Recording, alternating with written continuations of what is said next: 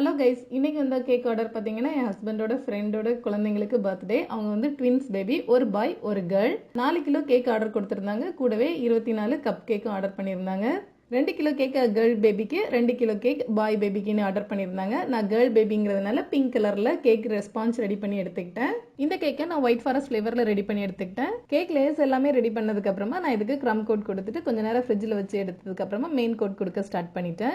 எனக்கு ஒரு குட்டி சப்ஸ்கிரைபர் கால் பண்ணியிருந்தாங்க. ஜஷ்மிதா திருச்செங்கோட்லேருந்து கால் பண்ணியிருந்தாங்க. 6th ஸ்டாண்டர்ட் தான் படிக்கிறாங்க.